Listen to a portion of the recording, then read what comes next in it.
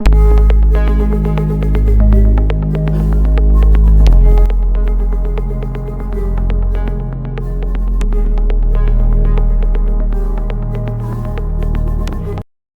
वालेकुम दोस्तों, आज हम शुरू कर रहे हैं 10th क्लास फिजिक्स का chapter number 10 simple harmonic motion and waves के न्यूमेरिकल्स।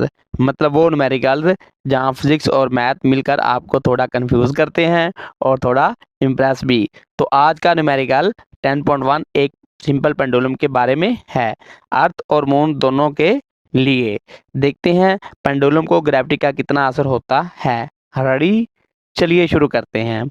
अब 10.1 है, the time period of a simple pendulum is 2 second. What will be its length on earth, what will be its length on moon if gm is equal to ge over 6, where ge is equal to 10 metre पर second square. तो question है कि एक simple pendulum का time period 2 second है, हमें इसकी length अर्थ पे भी निकालनी है जहां ग्रेविटी कितनी है जी, ग्रेविटी हमारे पास है 10 मीटर पर सेकेंड स्क्वायर। फिर मून पे भी जहां ग्रेविटी सिर्फ जी ई ओवर 6 है। चलिए क्वेश्चन को प्रॉपर सॉल्व करते हैं। अब गिवन डाटा हमारे पास दिया हुआ है time period 2 second, G M की वैल्यू हमारे पास कितनी दी हुई है जी ई ओवर 6 दिया हुआ है। अब g M is equal to g e की वैल्यू हमारे पास 10 ओवर 6। अब कैलकुलेटर से इसको कैलकुलेट करेंगे तो हमारे पास आ जाएगा 1.67 मीटर पर सेकेंड स्क्वायर।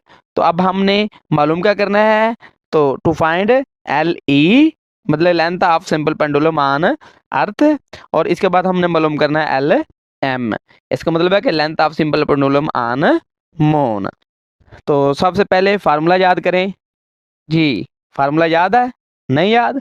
चलो मैं बता देता हूँ। तो हमारे पास सिंपल पेंडुलम के टाइम पीरियड का फार्मूला होता है 2 pi square root l over जी।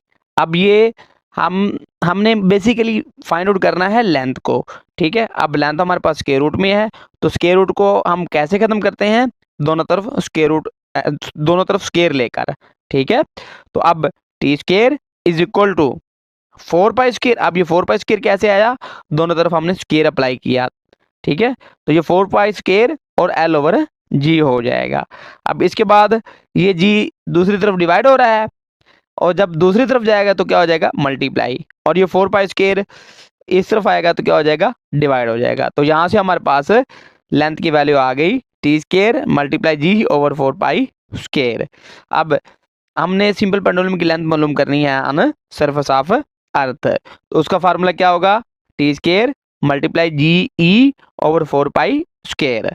तो अब वैल्यूज को पुट करेंगे simple, L E is equal to, अब जी ये जो सिंपल पेंडुलम का टाइम पीरियड है इसका वैल्यू कितनी है, इसकी वैल्यू है 2, उसका स्क्वायर मल्टीप्लाई 10 ओवर 4, और पाई की वैल्यू कितनी है 3.1416 और उसका स्क्वायर।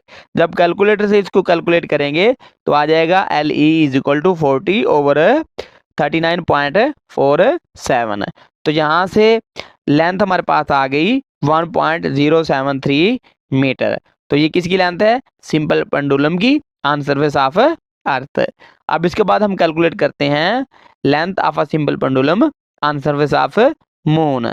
तो देखें जी, L M is equal to t square multiply g m over 4 pi square. अब वैल्यूज पुट करेंगे, l M is equal to t की वैल्यू हमारे पास दी हुई है 2, उसका स्क्वायर उसी तरह ही मल्टीप्लाई, अब जी एम की हमारे पास वैल्यू दी हुई है 1.67 ओवर 4 मल्टीप्लाई, अब पाई की वैल्यू कितनी दी हुई है जी, पाई की वैल्यू हमारे पास होती है 3.1416 और उसका स्क्वायर।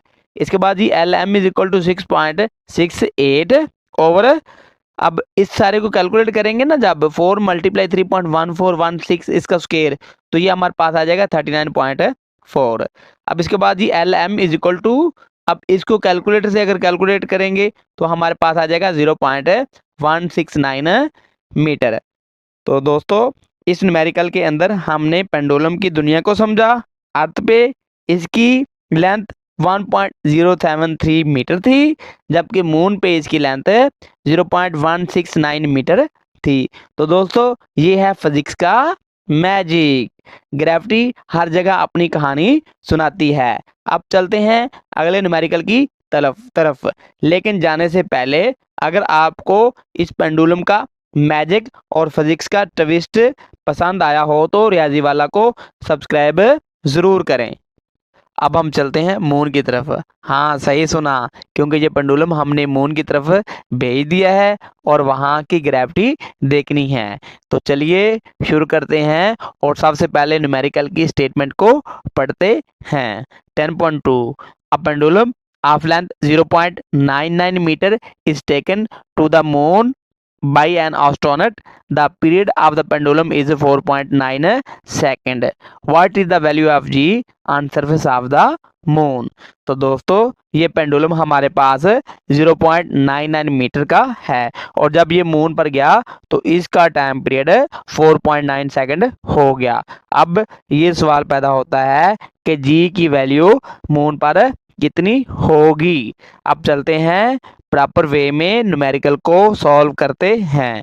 गिवन डाटा, अब लेंथ हमारे पास दी हुई है 0.99 मीटर और टाइम पीरियड हमारे पास दिया हुआ है 4.9 सेकंड।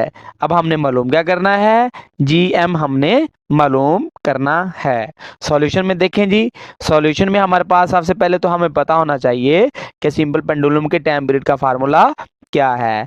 तो जी याद आया कुछ, नहीं आया? चलें कोई बात नहीं, मैं बता देता हूँ जी। तो सिंपल पेंडुलम के टाइम पीरियड का फार्मूला होता है T is equal to 2 pi square root L over g. अब ये स्क्वायर रूट खत्म करने के लिए हम क्या करेंगे, दोनों तरफ स्क्वायर ले लेंगे। अब दोनों तरफ जब स्क्वायर लेंगे तो हमारे पास हो जाएगा T square is equal to 4 pi square L over g. अब इसके बाद हमने मालूम क्या करना है जी, हमने तो मालूम करना है जी एम। तो क्या करेंगे, ये टी स्क्वायर और जी इन दोनों की जगह चेंज कर देंगे। अब ये जी दूसरी तरफ क्या हो रहा है, डिवाइड, इस तरफ आएगा तो क्या हो जाएगा, मल्टीप्लाई। और टी स्क्वायर यहाँ मल्टीप्लाई हो रहा है, दूसरी तरफ जाएगा तो डिवाइड हो जाएगा। तो यहाँ से G M is equal to 4 multiply, अब पाई की वैल्यू हमारे पास होती है 3.1416 और इसका क्या होगा, स्क्वायर मल्टीप्लाई 0.99 ओवर 4.9 इसका स्क्वायर। तो कैलकुलेटर से इनकी वैल्यूज को कैलकुलेट करेंगे तो जीएम हमारे पास आ जाएगा 39.083 ओवर 24.01। तो यहाँ से हमारे पास g m is equal to 1.6277 meter per second square आ गया। तो दोस्तों ये था हमारा मून पर पेंडुलम एक्सपेरिमेंट। अगर ये फिजिक्स का फन वर्जन आपको अच्छा लगा हो तो रियाजी वाला को सब्सक्राइब ज़रूर करें ताकि हम और भी अमेजिंग एक्सपेरिमेंट कर सकें। अब चलते हैं अगले न्यूमेरिकल की तरफ। अब न्यूमेरिकल 10.3 की तरफ चलते हैं। तो सबसे पहले स्टेटमेंट पढ़ते हैं। अब 10.3 है, find the time period of a simple pendulum of 1 metre length placed on earth and on the moon.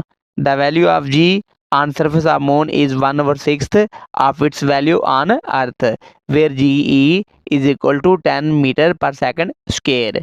तो गिवन डाटा हमारे पास क्या दिया हुआ है, length is equal to 1 metre और जीएम हमारे पास क्या दिया हुआ है, जीई ओवर 6। अब यहाँ पर जीई की वैल्यू हमारे पास कितनी होती है, 10 ओवर 6 उसी तरह ही आ जाएगा। अब 10 डिवाइड बाई 6 करेंगे तो ये हमारे पास आ जाएगा 1.67 metre per second square. To find TE, अब टीई का मतलब क्या है, time period of a simple pendulum on surface of earth. इसके बाद टीएम भी कैलकुलेट करना है। अब टीएम का मतलब क्या है, time period of a simple pendulum on surface of the moon. तो सबसे पहले हम टीई को कैलकुलेट कर लेते हैं, मतलब time period of a simple pendulum on surface of the earth. तो ये टीई का फार्मूला क्या होगा, 2 पाई एल ओवर जी और इसका स्क्वायर रूट हो जाएगा। ठीक है, अब ये जो हम यहाँ पर जी की वैल्यू को कैलकुलेट करेंगे ना, मतलब कि यहाँ पर जो जी की वैल्यू हम पुट करेंगे, ठीक है, वो जी की वैल्यू हम पुट करेंगे जो सरफेस ऑफ अर्थ पे होती है, मतलब के 10। तो चलें देखते हैं जी। तो TE is equal to 2 multiply 3.1416 multiply, अब L की वैल्यू हमारे पास होती है 1 ओवर, अब ये जो GE है ना इसकी वैल्यू हमारे पास होगी 10 और ये स्क्वायर रूट उसी तरह ही।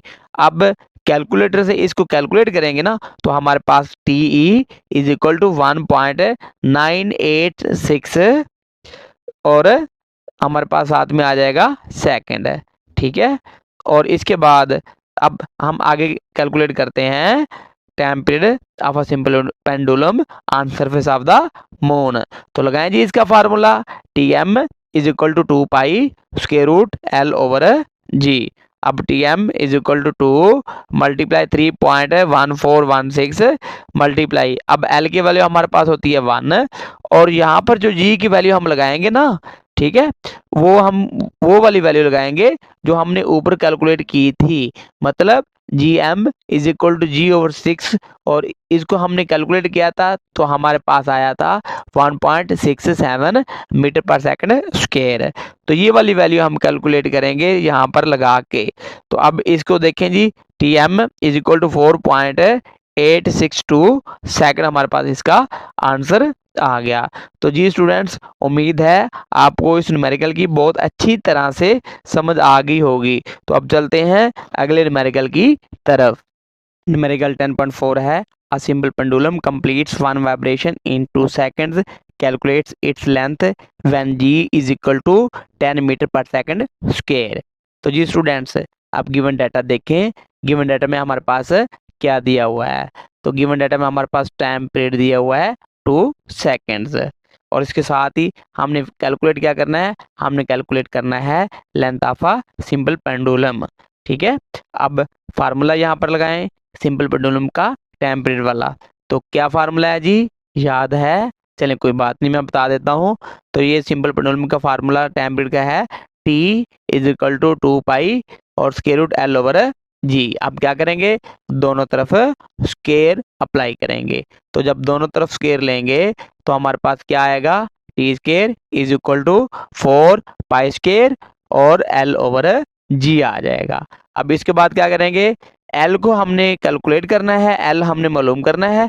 तो ये G दूसरी तरफ जाएगा तो मल्टीप्लाई और 4 पाई स्क्वायर दूसरी तरफ जाएगा तो क्या हो जाएगा, डिवाइड हो जाएगा। अब यहाँ पर L is equal to T square G over 4 pi square आ जाएगा, ठीक है। अब इसके बाद कैलकुलेट क्या करना है, लेंथ कैलकुलेट करनी है। तो जो वैल्यूज दी हुई हैं उनको पुट कर दें।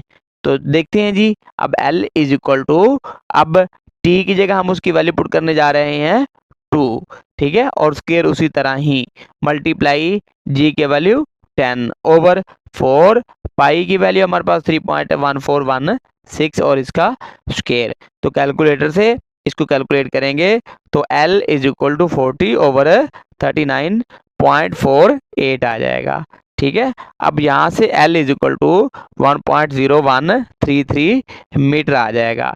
इसके बाद देखें जी, इसके बाद L is equal to 1.0133 meter हमारे पास क्या आ गया, इसका आंसर आ गया। तो उम्मीद है कि आपको इस न्यूमेरिकल की बहुत अच्छे तरीके के साथ समझ आ गई होगी। तो अब चलते हैं अगले न्यूमेरिकल की तरफ। तो जी स्टूडेंट्स, अब न्यूमेरिकल 10.5 की तरफ चलते हैं। तो अब 10.5 की सबसे पहले स्टेटमेंट पढ़ लेते हैं। If 100 waves pass through a point of a medium in 20 seconds, what is the frequency and the time period of a wave? If its wavelength is 6 centimeter, calculate the wave speed. तो आप देखें जी, अब इसमें हमारे पास सबसे पहले given data क्या दिया हुआ है उसको लिख लेते हैं। तो सबसे पहले हमारे पास दिया हुआ है नंबर ऑफ वेव्स और नंबर ऑफ वेव्स को हम डिनोट करते हैं एन से, और ये हमारे पास कितनी है, हंड्रेड्स हैं। और इसके बाद हमारे पास टाइम कितना दिया हुआ है, 20 सेकेंड्स, ठीक है। टाइम हमारे पास 20 सेकंड दिया हुआ है और वेवलेंथ कितनी दी हुई है, 6 सेंटीमीटर दी हुई है, ठीक है। अब ये सेंटीमीटर में वेवलेंथ दी हुई है, हमने वेवलेंथ कैलकुलेट करना है मीटर में, ठीक है। तो सेंटीमीटर से मीटर में जाना हो तो क्या करते हैं, 6 डिवाइड बाई 100, ठीक है।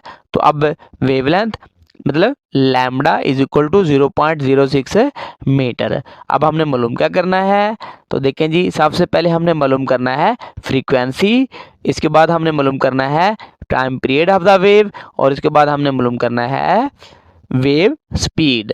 ठीक है, तो अब देखें जी, सबसे पहले हमें अब याद रखिएगा कि अगर आपके पास फ्रीक्वेंसी, मतलब कि फ्रीक्वेंसी का, अब सबसे पहले तो देखें ना फ्रीक्वेंसी का फार्मूला होता क्या है। तो अगर आप फ्रीक्वेंसी की डेफिनेशन देखें ना, तो वो है नंबर ऑफ वेव्स पर टाइम, मतलब पर यूनिट टाइम। ठीक है, तो वो हमारे पास फ्रीक्वेंसी की डेफिनेशन है। तो अब यहाँ पर हम अगर फार्मूला लगाएंगे तो F is equal to N over T, और एन कितना है 100, और टी हमारे पास कितना है 20। तो अब इसको अगर डिवाइड करेंगे तो हमारे पास आ जाएगा 5 हर्ट्ज। इसका मतलब है कि फ्रीक्वेंसी हमारे पास आ गई 5 हर्ट्ज। इसके बाद फ्रीक्वेंसी अगर मालूम हो तो हम टाइम पीरियड को आसानी के साथ कैलकुलेट कर सकते हैं। कैसे जी, देखिए फार्मूला हमारे पास क्या है, T is equal to 1/f। ठीक है, अब यहाँ पर हमारे पास जो f दिया हुआ है वो कितना है, वो 5, जो कि अभी हमने कैलकुलेट किया है। ठीक है, तो अब 1 डिवाइड बाई 5, और ये हमारे पास आ जाएगा 0.25 सेकेंड्स। तो यहाँ से टाइम पीरियड कितना आ गया, 0.25 सेकेंड्स। और इसके बाद हमने क्या मालूम करना है, वेव स्पीड। ठीक है, तो अब इसको कैलकुलेट करना है। तो बच्चों, जैसे कि आपको पता है कि हमारे पास जो फार्मूला होता है वो होता है v is equal to F lambda. अब f हमारे पास कितना दिया हुआ है, f हमारे पास जी, पता चला जी 5 हर्ट्ज। ठीक है, तो 5 को मल्टीप्लाई करेंगे वेवलेंथ के साथ, और वेवलेंथ कितनी दी है 0.06। तो ये हमारे पास कितना आ जाएगा 0.3 मीटर पर सेकंड स्क्वायर आ जाएगा। तो यहाँ से जो स्पीड है वो कितनी आ गई, 0.3 मीटर पर सेकंड स्क्वायर आ गई। ठीक है, तो उम्मीद है कि आपको इस न्यूमेरिकल की बहुत अच्छे तरीके के साथ समझ आ गई होगी। अब चलते हैं अगले न्यूमेरिकल की तरफ। अब 10.6 है, a wooden bar vibrating into the water surface in a ripple tank has a frequency of 12 hertz. The resulting wave has a wavelength of 3 centimeter. What is the speed of the wave? तो जी students, अब given data हमारे पास क्या दिया हुआ है, frequency हमारे पास दी हुई है 12 हर्ट्ज, और इसके बाद वेवलेंथ हमारे पास कितनी दी हुई है 3 सेंटीमीटर दी हुई है। ठीक है, अब ये सेंटीमीटर से अगर हमने मीटर में जाना हो तो क्या करते हैं, 3 डिवाइड बाई 100। ठीक है, तो यहाँ से हमारे पास जो वेवलेंथ आ गई वो आ गई 0.03 मीटर। अब हमने मालूम क्या करना है, तो देखें जी, टू फाइंड v। ठीक है, अब v का मतलब क्या है, स्पीड ऑफ द वेव, इसको हमने कैलकुलेट करना है। तो देखें जी, सॉल्यूशन में क्या है, एक ही फार्मूला है जो कि आपको, अब मुझे उम्मीद है कि आपको याद हो गया होगा। ठीक है, तो वो कौन सा फार्मूला है, तो जी याद आया नहीं, चले मैं बता देता हूँ। तो वो फार्मूला है v is equal to F lambda. ठीक है, अब बच्चे f की वैल्यू भी दी हुई है और लैम्डा की वैल्यू भी दी हुई है। क्या दी हुई है जी, देखते हैं जी। तो v इज इक्वल टू, अब f वो हमारे पास है 12 मल्टीप्लाई वेवलेंथ वो हमारे पास है 0.03। तो अब 12 को 0.03 से मल्टीप्लाई किया तो हमारे पास जो v की वैल्यू आई है वो 0.36 मीटर पर सेकंड आ गई। ठीक है, तो जी स्टूडेंट्स, अब हमारे पास v की वैल्यू क्या आ गई, 0.36 मीटर पर सेकंड आ गई। ठीक है, तो उम्मीद है आपको इस न्यूमेरिकल की भी अच्छे तरीके के साथ समझ आ गई होगी। तो अब चलते हैं अगले न्यूमेरिकल की तरफ। अब 10.7 है, a transfer wave produced on a spring has a frequency of 190 hertz and travels along the length of the spring of 90 meter in 0.5 seconds। तो क्वेश्चन में क्या कह रहा है, क्वेश्चन में कह रहा है कि एक ट्रांसफर वेव है जो कि प्रोड्यूस होती है एक स्प्रिंग पे, और उस स्प्रिंग की फ्रीक्वेंसी कितनी होती है 190 हर्ट्ज होती है। ठीक है, and travels along the length of the spring. ठीक है, और वो जो स्प्रिंग है ना उसकी लेंथ हमारे पास कितनी होती है 90 मीटर होती है, और टाइम कितना लगता है, 0.5 सेकंड का लगता है। अब ए में क्या कह रहा है, ए में कह रहा है कि what is the period of the wave, कि वेव का जो टाइम पीरियड है वो क्या होगा। बी में कह रहा है कि what is the speed of the wave, कि जो वेव है उसकी स्पीड क्या होगी। और सी में क्या कह रहा है कि what is the wavelength of the wave, कि जो वेव है उसकी वेवलेंथ क्या होगी। तो चलते हैं अब इसको हल करने की तरफ। ठीक है, तो सबसे पहले देखते हैं कि हमारे पास जो गिवन डाटा है वो क्या क्या दिया हुआ है। तो सबसे पहले हमारे पास दी हुई है फ्रीक्वेंसी, जो कि हमारे पास है 190 हर्ट्ज। इसके बाद हमारे पास लेंथ दी हुई है 90 मीटर। और इसके बाद हमारे पास टाइम कितना दिया हुआ है, 0.5 सेकंड दिया हुआ है। ठीक है, मालूम क्या करना है जी, ए में मालूम करना है टाइम पीरियड, बी में मालूम करना है वेव स्पीड। ठीक है, मतलब कि वेलोसिटी हमने कैलकुलेट करनी है। ठीक है, और इसके बाद सी में हमने क्या कैलकुलेट करना है, वेवलेंथ कैलकुलेट करना है। ठीक है, अब बच्चों फ्रीक्वेंसी दी हुई है, और फ्रीक्वेंसी से हम अगर फ्रीक्वेंसी दी हुई हो तो हम आसानी के साथ टाइम पीरियड को कैलकुलेट कर सकते हैं। तो बच्चों जब फ्रीक्वेंसी दी हुई हो तो टाइम पीरियड मालूम करना हो तो फार्मूला क्या होता है, T is equal to 1/f। तो अब इज इक्वल टू 1/, अब f की जगह उसकी वैल्यू पुट करेंगे जो कि हमारे पास है 190। ठीक है, अब 1 डिवाइड बाई 190, तो ये हमारे पास आ जाएगा 0.01 सेकेंड। ठीक है, तो हमारे पास जो टाइम पीरियड है वो कितना आ गया, 0.01 सेकेंड आ गया। ठीक है, अब इसके बाद आगे बच्चों 9th क्लास में आपने पढ़ा था एक फार्मूला, क्या फार्मूला था जी, S is equal to V T. तो अब यहाँ से अगर V को कैलकुलेट करना हो तो क्या करेंगे, ये 2t जो है वो दूसरी तरफ जाएगा तो डिवाइड हो जाएगा। ठीक है, मतलब कि V is equal to S/T। ठीक है, और ये अब S की वैल्यू पुट करेंगे जो कि हमारे पास 90 है, और T की वैल्यू पुट करेंगे जो कि हमारे पास 0.5 है। तो यहाँ से हमारे पास V कितना आ गया, 180 मीटर पर सेकंड आ गया। ठीक है, तो V हमारे पास 180 मीटर पर सेकंड आ गया। इसके बाद हमने कैलकुलेट क्या करना है, इसके बाद हमने कैलकुलेट करना है वेवलेंथ को। ठीक है, अब वेवलेंथ को कैलकुलेट करने के लिए हम कौन सा फार्मूला लगाएंगे, तो देखें जी, अब हमारे पास फार्मूला है V is equal to F lambda. ठीक है, अब इसके बाद क्या किया जी, अब ये जो हमारे पास है ना F, अगर हम इसको दूसरी तरफ लेकर जाएंगे तो वो क्या हो जाएगा, V/F हो जाएगा। ठीक है, तो अब V की जगह उसकी वैल्यू पुट करेंगे, तो V की जगह उसकी वैल्यू हमारे पास कितनी है जी 180 ओवर, अब इसके बाद हमारे पास जो फ्रीक्वेंसी है तो फ्रीक्वेंसी कितना है, 190 है। ठीक है, तो अब इसको कैलकुलेट करेंगे तो हमारे पास जो आंसर आ जाएगा वो आ जाएगा 0.95 मीटर। तो यहाँ से वेवलेंथ की आपकी वैल्यू आ गई 0.95 मीटर। तो बच्चों ये बहुत ही सिंपल क्वेश्चन था। ठीक है, अगर आप में से किसी स्टूडेंट को भी इसकी समझ नहीं आई तो इसको दोबारा से आप पास करके, ठीक है, आप इसको रिवर्स करके दोबारा इस वीडियो को देख सकते हैं। तो अब चलते हैं स्टूडेंट्स न्यूमेरिकल नंबर 10.8 जी। तो अब 10.8 है, water waves in a shallow dish are 6 centimeter long. At one point, the water moves up and down at the rate of 4.8 oscillations per second. What is the period of the water wave? What is the speed of the water wave? तो सबसे पहले question को समझने की कोशिश करते हैं। तो जी स्टूडेंट्स, अब सबसे पहले हमारे पास यहाँ पर जो दिया हुआ है वो दिया हुआ है कि हमारे पास जो 4.8 ओसिलेशन पर सेकंड है। तो बच्चों जैसे कि आपको पता है कि जो 4.8 ओसिलेशन पर सेकंड होता है ना, ये हमारे पास फ्रीक्वेंसी होता है, और इसके साथ ही हमारे पास क्या दिया हुआ है, 6 सेंटीमीटर लॉन्ग जो वाटर वेव्स है ना, ठीक है, इनकी जो लेंथ है वो 6 सेंटीमीटर है।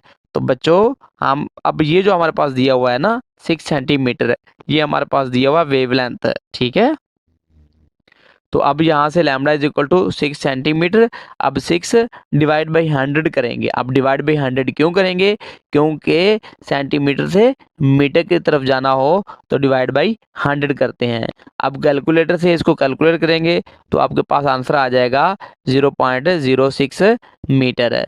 ठीक है, और इसके बाद to find V and T. ठीक है, मतलब कि हमने स्पीड मालूम करनी है और टाइम पीरियड मालूम करना है। ठीक है, ये दोनों चीज़ें हमने ना कैलकुलेट करनी है। तो देखें जी, सबसे पहले हम v को कैलकुलेट करते हैं। ठीक है, तो अब v को कैलकुलेट करना है, f भी दिया हुआ है, लैम्डा भी दिया हुआ है, v मालूम करना है। तो सीधा सा फार्मूला है v is equal to F lambda वाला। अब v इज इक्वल टू, अब f 4.8 है, फिर मल्टीप्लाई लैम्डा हमारे पास कितना है 0.06। तो अब इसको कैलकुलेट करेंगे 4.8 मल्टीप्लाई 0.06, तो वो हमारे पास v आ जाएगा 0.29 मीटर पर सेकंड है। ठीक है, तो यहाँ से हमारे पास v की वैल्यू 0.29 मीटर पर सेकंड आ गई। ठीक है, अब इसके बाद हमने क्या कैलकुलेट करना है? इसके बाद हमने टाइम पीरियड को कैलकुलेट करना है। तो बच्चों, जैसे कि आपको पता है कि फ्रीक्वेंसी दी हुई हो और टाइम पीरियड कैलकुलेट करना हो तो एक ही फार्मूला है, कौन सा? नहीं ना याद? ठीक है, तो मैं बताता हूँ। अब टाइम पीरियड का फार्मूला होता है t is equal to 1/f। ठीक है, अब t इज इक्वल टू 1/, अब f कितना है 4.8 दिया हुआ। ठीक है, तो अब 1 डिवाइड बाई 4.8 करेंगे तो हमारे पास t आ जाएगा 0.21 सेकेंड। ठीक है, तो t कितना आ गया हमारे पास 0.21 सेकेंड। ठीक है, तो उम्मीद है बच्चों कि आपको आज के न्यूमेरिकल की बहुत अच्छे तरीके के साथ समझ आ गई होगी। ठीक है, तो अब चलते हैं न्यूमेरिकल 10.9 की तरफ। जी, तो अब 10.9 की स्टेटमेंट को सबसे पहले पढ़ते हैं। At one end of a ripple tank 80 centimetre across a 5 hertz vibrator produce waves whose wavelength is 40 millimeter. Find the time the waves need to across the tank. तो अब क्वेश्चन में क्या कह रहा है? सबसे पहले तो क्वेश्चन की स्टेटमेंट को पढ़ते हैं। ठीक है, अब कह रहा है कि एक रिपल टैंक है, उसके एक एंड से, ठीक है, कितना डिस्टेंस है जी? जी 80 सेंटीमीटर। ठीक है, और उसके बाद फ्रीक्वेंसी कितनी है जी? 5 हर्ट्ज है। ठीक है, और वेवलेंथ कितनी है? 40 मिलीमीटर है।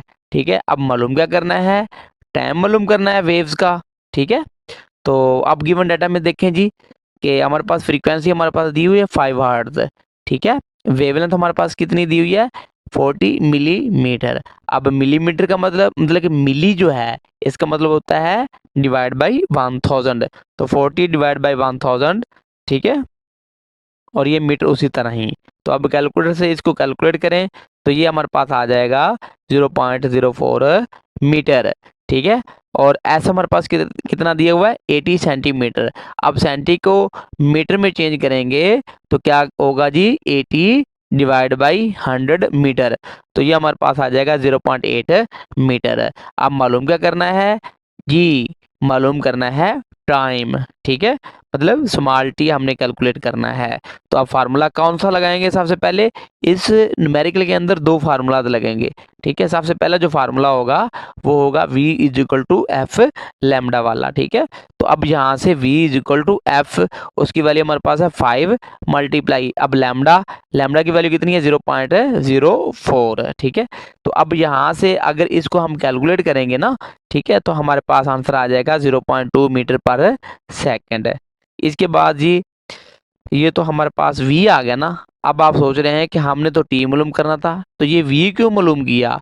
तो दोस्तों, अब जो हम फार्मूला लगाने जा रहे हैं ना, ठीक है, उसमें v का होना ज़रूरी है। ठीक है, तो अब देखें जी, अब जो हम फार्मूला लगाने जा रहे हैं वो है s is equal to V T.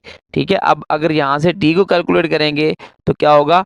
t is equal to s over v हो जाएगा। ठीक है, अब इसके बाद s की वैल्यू लिखी 0.8 और v की वैल्यू लिखी 0.2।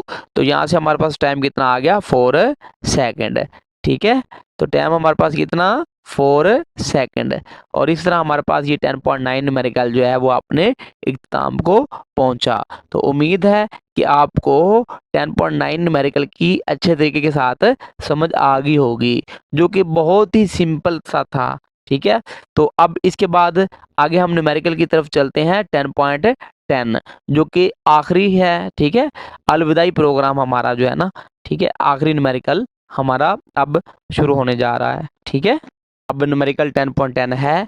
अब सबसे पहले इसकी स्टेटमेंट को पढ़ लेते हैं। अब स्टेटमेंट में कह रहा है कि what is the wavelength of a radio waves transmitted by an FM station of 90 megahertz where 1 mega is equal to 10 की power 6 and speed of radio wave is 3 multiply 10 की पावर 8 मीटर पर second. तो question में कह रहा है कि एक रेडियो वेव्स की वेवलेंथ क्या होगी, ठीक है, और जिसकी फ्रीक्वेंसी कितनी होगी 90 मेगाहर्ट्ज, और 1 मेगा किसके बराबर होता है 10 की पावर 6 के बराबर होता है, और साथ ही स्पीड ऑफ रेडियो वेव भी दिया हुआ है जो कि 3 मल्टीप्लाई 10 की पावर 8 मीटर पर सेकंड है। ठीक है, अब गिवन डाटा हमारे पास देखें। गिवन डाटा में सबसे पहले हमारे पास क्या दिया हुआ है जी, सबसे पहले हम लिखेंगे फ्रीक्वेंसी। फ्रीक्वेंसी कितनी है 90 मेगाहर्ट्ज जी। तो अब 90 मेगाहर्ट्ज, ठीक है, अब मेगा का मतलब होता है 10 की पावर 6। ठीक है, अब 10 की पावर 6, तो अब अगर इसको कैलकुलेटर से कैलकुलेट करेंगे ना, ठीक है, मतलब कि 90 मल्टीप्लाई 10 की पावर 6, तो वो हमारे पास आ जाएगा 9 मल्टीप्लाई 10 की पावर 7 हर्ट्ज। ठीक है, और इसके बाद हमारे पास स्पीड कितनी है 3 मल्टीप्लाई 10 की पावर 8 मीटर पर सेकेंड। तो मालूम क्या करना है, वेवलेंथ फाइंड आउट करनी है। ठीक है, तो सॉल्यूशन में देखें जी, सबसे पहले हमारे पास जो फार्मूला होगा वो है v is equal to F lambda. तो मुझे उम्मीद है कि अब ये फार्मूला आपको ना अच्छे तरीके के साथ याद हो गया होगा। ठीक है, तो अब v is equal to F lambda है, मालूम क्या करना है वेवलेंथ। ठीक है, मतलब लैम्डा फाइंड आउट करना है। तो अब कैसे होगा कैलकुलेटर जी, तो lambda is equal to v over F दूसरी तरफ जाएगा तो डिवाइड हो जाएगा ना। ठीक है, तो अब वेवलेंथ इज इक्वल टू, अब हमारे पास v की वैल्यू हमारे पास क्या है 3 मल्टीप्लाई 10 की पावर 8 ओवर 9 मल्टीप्लाई 10 की पावर 7। तो कैलकुलेटर से इसको जब कैलकुलेट करेंगे ना, अब यहाँ पर जो लिखा हुआ है ना कि 3 मल्टीप्लाई 10 की पावर 8 माइनस 7, ठीक है, अब ये कैसे आता है मैं वैसे आपको बता देता हूँ। ठीक है, अब इसके अलावा भी अगर कैलकुलेटर पे ये डायरेक्ट वैल्यूज इन करेंगे ना, इनपुट अगर देंगे कैलकुलेटर के ऊपर इन वैल्यूज का, ठीक है, तो आपके पास डायरेक्ट आंसर भी आ जाएगा। लेकिन ये मैं फिर भी आपको ना ये बता देता हूँ कि ये हमारे पास ना 10 की पावर 8 और माइनस 7 कैसे आया। तो बच्चों देखो, ऊपर 10 की पावर 8 है और नीचे 10 की पावर 7 है। ठीक है, बेस एक जैसी हो तो और डिवाइड हो रहा हो तो जो पावर्स होती हैं वो आपस में क्या हो जाती हैं, माइनस हो जाती हैं। ठीक है, तो अब यहाँ से अगर कैलकुलेट करेंगे हम, तो हमारे पास वेवलेंथ आएगी 3 मल्टीप्लाई 10 की पावर 1 ओवर 9, और फिर दोबारा से कैलकुलेटर को घुमाएंगे। ठीक है, तो वेवलेंथ हमारे पास कितनी आ जाएगी 30 डिवाइड बाई 9, और lambda is equal to 30 divide by 9 करेंगे तो हमारे पास आ जाएगा 3.33 मीटर। ठीक है, तो वेवलेंथ बच्चों कितनी आ गई हमारे पास 3.33 मीटर। तो जी स्टूडेंट्स, ये था चैप्टर 10 का सफ़र। अगर आपका भी दिमाग इन न्यूमेरिकल के सॉल्यूशन के साथ हार्मोनिक मोशन कर रहा है तो परेशान मत हो, लेकिन एक बात बताऊं, फिजिक्स के न्यूमेरिकल सॉल्व करते करते मुझे लगता है मेरी ज़िंदगी भी एक पेंडुलम बन गई है। कभी घर के काम का इक्विलिब्रियम तो कभी स्टूडेंट्स के सवालों का मैक्सिमम डिस्प्लेसमेंट। वैसे अगर आपने अभी तक रियादी वाला चैनल को सब्सक्राइब नहीं किया तो अभी से कर लें, क्योंकि मेरे कंटेंट की फ्रीक्वेंसी और आपके कंसेप्ट की वेवलेंथ का मैच होना ज़रूरी है। और याद रखें, अगर लाइक और कमेंट नहीं किया तो मेरी वीडियोस का एम्पलीट्यूड लो हो जाएगा, और आप तो हार्मोनिक मोशन के फ़ैन हैं, राइट। तो मिलते हैं अगली वीडियोस में, तब तक के लिए अल्लाह हाफिज़।